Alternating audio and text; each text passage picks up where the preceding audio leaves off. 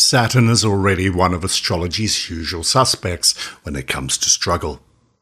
As one of the traditional malefics, it governs restriction, limitation, responsibility and pressure, and it has that strange way of slowing time down to a crawl, dragging out hardship in a way that can make it feel endless.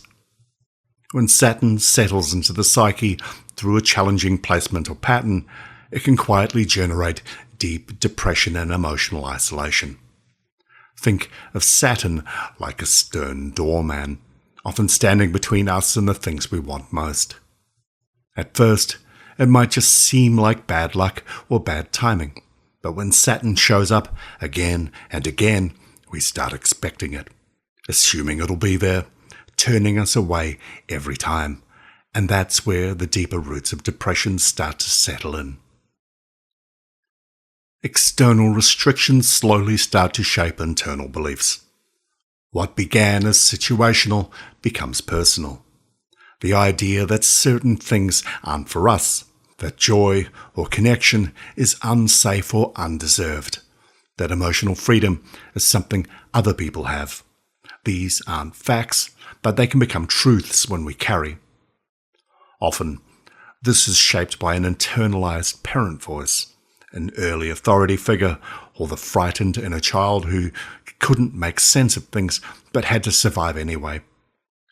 Saturn energy often manifests as chronic loneliness or the belief that loneliness is somehow deserved or necessary, that we are a burden, that shame, failure, or constant obligation is simply the cost of existing. When Saturn fuses with the Sun, it becomes the voice of low self-worth. Saturn with the Moon often limits emotional expression or creates a belief that our emotions are working against us. These placements can suffocate the positive expressions of other planets too, not by removing the good, but by distorting how we perceive it. Even when something good finally happens, a Saturn-heavy chart can respond with suspicion, detachment, or guilt. That good thing must be temporary, a fluke, or about to go wrong. That kind of thinking can take over, especially when Saturn holds strong placements in the chart or sits in houses that tend to incubate depressive patterns.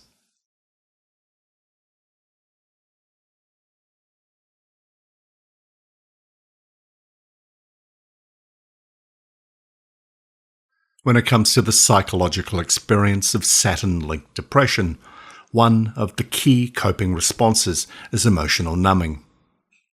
In cases like dysthymia or PTSD, the brain manages the weight of persistent stress or hopelessness by flattening emotional experience. On the outside, the person might still be functioning, going to work, interacting with others, but inside there's a void, a dullness, a deep sense of disconnection. Over time, this numbing can turn into depersonalization, a growing sense of being separate from one's own life or emotionally distant from the world. That emotional distance often comes from a fear that effort won't make a difference, that no matter how hard we try, the result will always be the same. This is where we see the development of avoidant tendencies, codependent patterns, or even a pull towards dysfunctional dynamics, anything that seems to offer structure or purpose, even at the cost of self-worth. Cognitive depression, where negative thought loops dominate and self-worth is chronically low, is another Saturnian territory. The person may cling to harsh routines, overly rigid boundaries, or extreme responsibility as a way to feel safe. When these coping strategies fail or aren't acknowledged, it reinforces the underlying pain and leads to an even deeper withdrawal. Abandonment wounds, overfunctioning, chronic guilt, approval seeking, all of these are psychological hallmarks of Saturn's authority-based wounds and the depressive crash that follows when they stop working.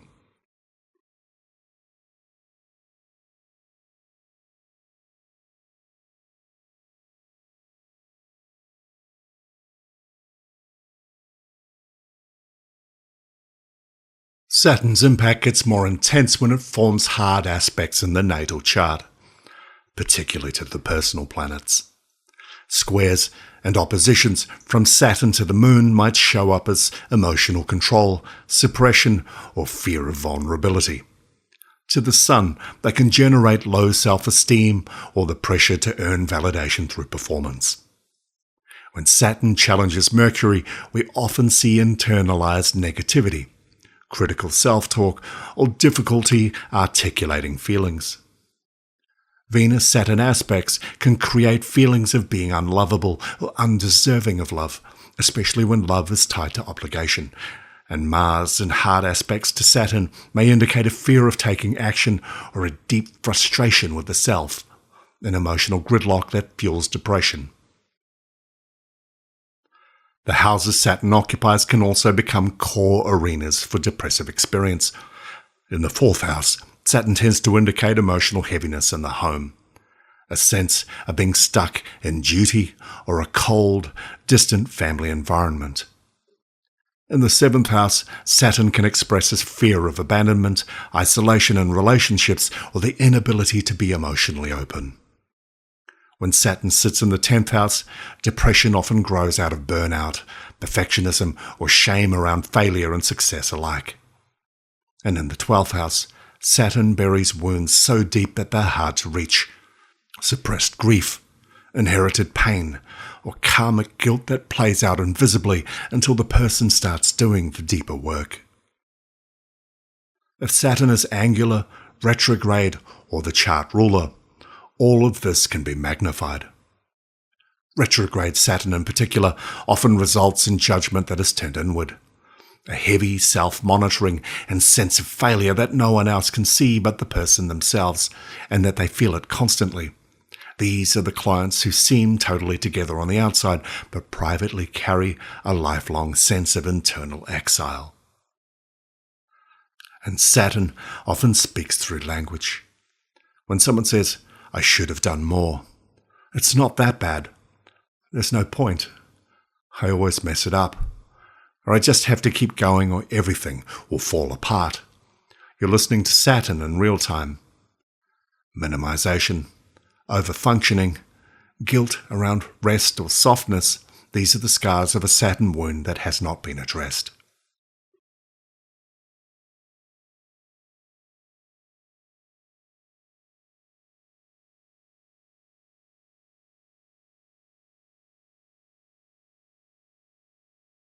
One of the most effective ways to start working with Saturn is to externalize the pattern, to create some breathing space between the client and the narrative.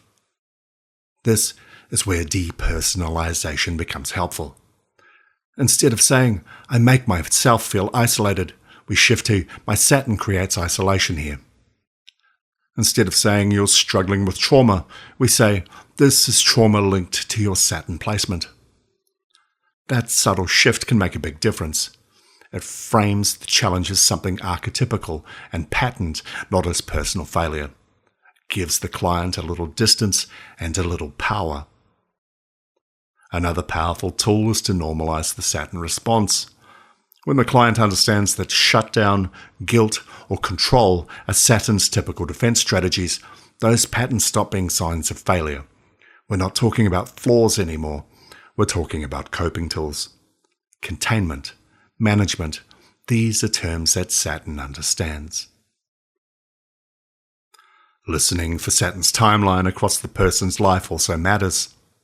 Ask where the pattern began, how it's changed, and what they've done to survive it. Acknowledge their strength, not in spite of Saturn, but because of it. Remind them that they've made it through these cycles before. Saturn plays the long game, and helping somebody see their resilience stretched across years is a powerful way to help them trust their own progress. Keep an eye on timing too. Saturn-related depression can be triggered by transit, and the Moon, even in passing, can light that fuse. Tracking the Moon's movement through sensitive points in the chart can help you and your client prepare. If you see a tough window approaching, talk about it in advance. Encourage real-world support, therapy, journaling, or simply reminding themselves that a low patch is coming. It's not permanent. Help them put systems in place before the drop. And always remind them, astrology can illuminate, but it's not a replacement for professional help. We're not here to diagnose, we're here to reflect, guide, and support.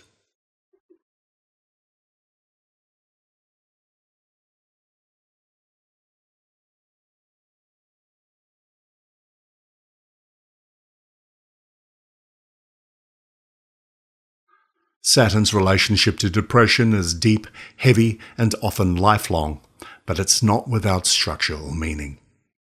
Depression through Saturn often stems from internalized restriction, fear, guilt, or chronic emotional suppression. Its placements and patterns in the chart reveal where a person may struggle with self-worth, isolation, perfectionism, or shame, and its psychological effects are usually quiet, long-term, and wrapped up in survival strategies that begin early. The Saturn wound often masquerades as responsibility, duty, or just how I am. But once named, it becomes something that we can work with and even learn from. Externalizing the pattern, normalizing the response, and mapping the timeline of struggle and survival all help the client reclaim power over their story. And by tracking Saturn's transits and flare points, we can offer practical support that softens the path and brings clarity to the cycles. Saturn doesn't remove light, it filters it. Our job is to help others find the shape of that filter and maybe, just maybe, start letting a little more light through. And remember, Saturn is all about boundaries, and all boundaries respond to effort. The best way to beat Saturn is to recruit Saturn and put him to work.